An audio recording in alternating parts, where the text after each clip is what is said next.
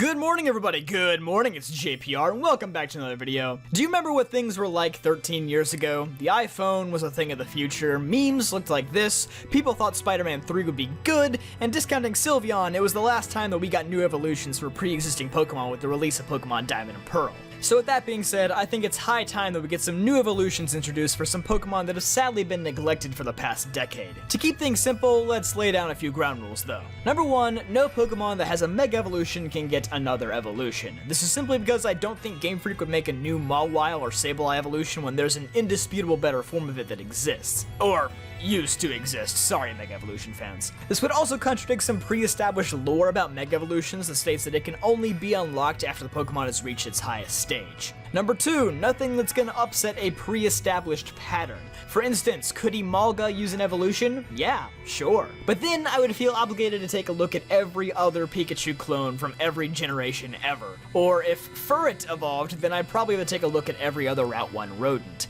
Or if Solrock evolved, I'd probably have to talk about Lunatone too. So yeah, for the sake of time, we're not doing that. And number 3, no Pokemon from my last top 5 video because that would be lame and repetitive. Also, please don't watch that video, it's old and bad.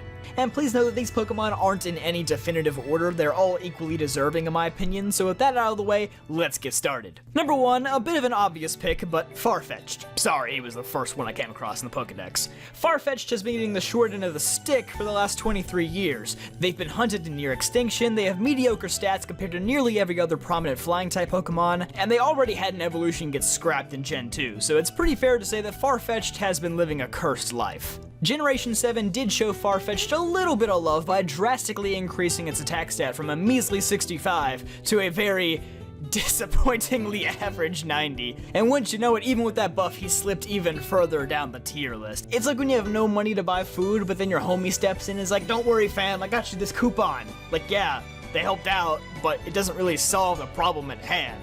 Also, you should probably find a new homie.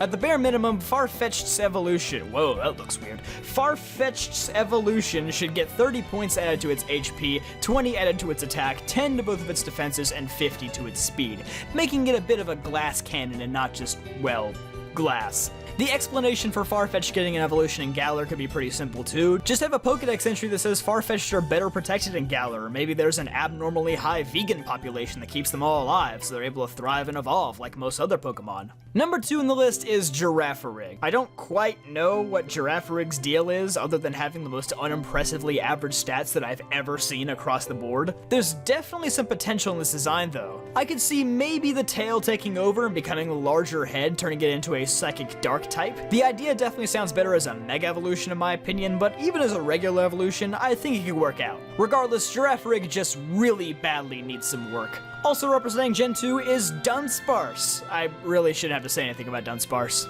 and I'm not going to. Moving on, it was pretty tough to select a representative from Generation 3, seeing as how many Pokemon that I previously wanted to evolve, such as Absol, Mawile, and Sableye, all received Mega Evolutions in Gen 6, but at the end of the day, I think Tropius is the best bet. I think the most disappointing moment of my entire childhood was wandering around the Hoenn Rainforest for hours on end to finally come across Tropius, put him on my main team, and suddenly realizing, oh my god, this Pokemon is the worst thing since Batman and Robin. He's not speedy, he can't deal massive damage, he's just a pretty lackluster tank with some awful typing for that role. I think to make Tropius work, we'd have to make his evolution much faster and able to deal out damage while leaving the tanky part behind. For the fun of it, since Mega Sceptile and presumably Alolan Exeggutor are no longer available, we could make Tropius' evolution the only available Grass Dragon type in the game. Tropius already has access to Dragon Dance, and he's the only Pokemon other than Alolan Exeggutor that's capable of learning Dragon Hammer, a solid 90 base power physical move without any drawbacks. The only issue with the Tropius evolution is that it seems much more suitable for a region like Alola rather than Galar, and I'm not sure how that explains something like that, but hey, I've seen crazier things happen. I mean, freaking Nosepass got an evolution, are you kidding? Looking at the Sinnoh region next, I really don't see any Pokemon with any potential to evolve, and there are some definite Pokemon with issues like Lumineon and Skuntank that for competitive reasons need evolutions, but I honestly don't see how they could take their designs any further. The closest thing I could see getting an evolution from this region would be Carnivine, but even then I would recommend a few stat buffs and a couple extra moves to improve him,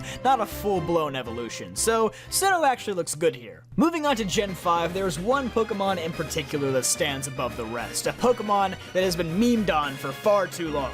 But I'm here to say, Maractus, this is it. This is your superhero origin story right here. This man has already been spotted in Galar, which means he is a man on a mission.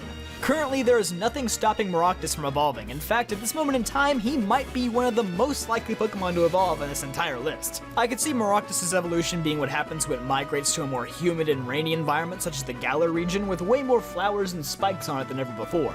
Maractus already has the abilities Water Absorb and Storm Drain, so maybe this is the Maractus that absorbed too much water and became a grass-water type.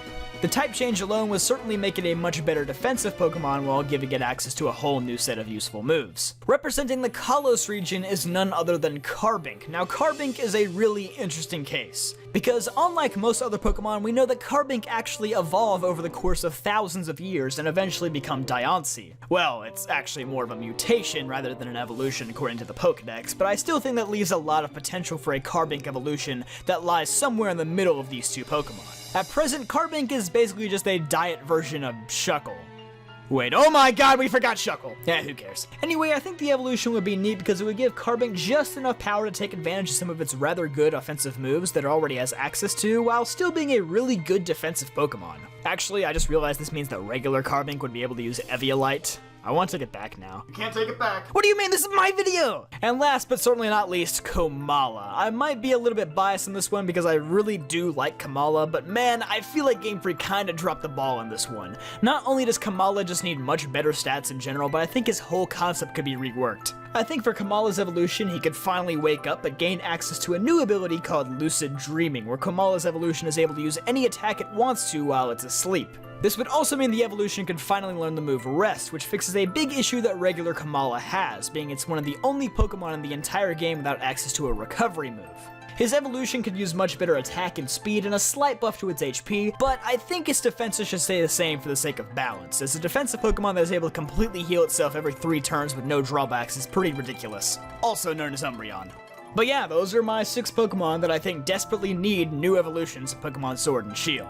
Plus Dunsparce, because he's Dunsparce, what else is there to say? I decided to choose these based on stats, move pools, and whether or not I can see their designs actually being taken to the next level, so if you have any other Pokemon that you want to see evolve in Generation 8, be sure to put them in the comment section down below. If you enjoyed this video, be sure to leave a like, and if you really enjoyed, then maybe consider subscribing. I'll see you guys next time.